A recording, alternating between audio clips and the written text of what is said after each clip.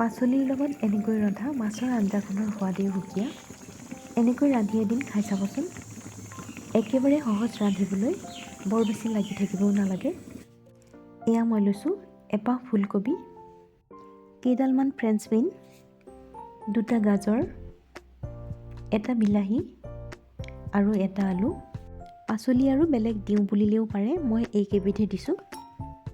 এতিয়া আটাইখিনি পাচলি কাটি লওঁ। ফুলকবিটো কাটি প্ৰথমতে অলপ সিজাই ল'ম। গেছত পাতি দিছোঁ। পানীখিনিত অকণমান নিমখ দি লৈছোঁ। প্ৰায় 5 মিনিটমান উতলাৰ পিছত গেছৰ পৰা নমাই পানীখিনি পেলাই এখন কেৰাহীত সিজোৱা ফুলকবিখিনি, কাটি লোৱা ফ্ৰেঞ্চ বিন, কাটি লোৱা বিলাহী,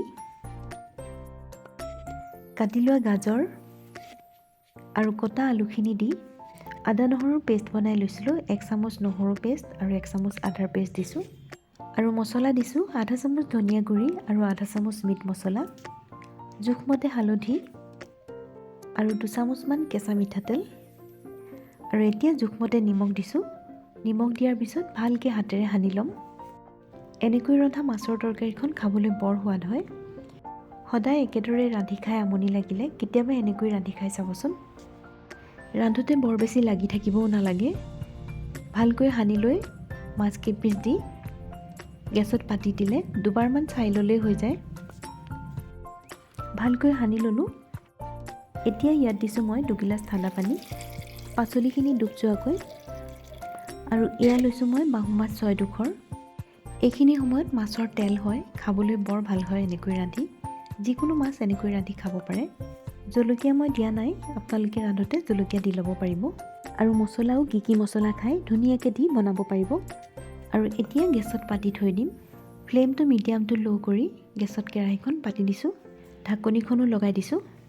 প্ৰায় 10 মিনিটমানৰ পিছত উতল অহাৰ লগে লগে চাই লৈ 2টা পিঁয়াজ মিহি মিহিকৈ কাটি দি দিছোঁ।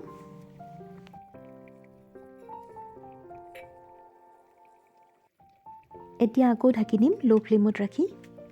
এনেকৈ ঢাকি থৈ 10-15 মিনিটমানৰ কাৰণে কিবা কাম কৰিব লগা থাকিলে কৰি ল'ব পাৰিব।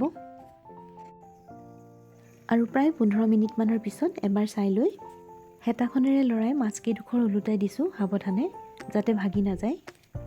আমি সাধাৰণতে মাছৰ জোল ৰান্ধিলে মাছডোখৰ আধা ফ্ৰাই কৰি লওঁ, কিন্তু এনেকৈ কেঁচা মাছ দি খাই চাবচোন, ইয়াৰ সোৱাদেই বেলেগ। আকৌ অলপ সময়ৰ কাৰণে ঢাকি দিছোঁ। আৰু প্ৰায় 10-15 মিনিটমানৰ পিছতে এয়া মাছৰ তৰকাৰীখন হৈয়ে গ'ল। কালাৰটো খুব ধুনীয়া হৈছে। এতিয়া ওপৰত ধনিয়া পাত কাটি ঢাকি থৈয়ে নমাই থ'ম আৰু গৰমে গৰমে পৰিৱেশন কৰিম। এইকেইবিধ পাচলিৰে মাছৰ জুতি এনেকৈ ৰান্ধি এবাৰ লৈ চাবচোন। ৰান্ধিব আৰু গৰমে গৰমে খাই চাব, ভাল পাব।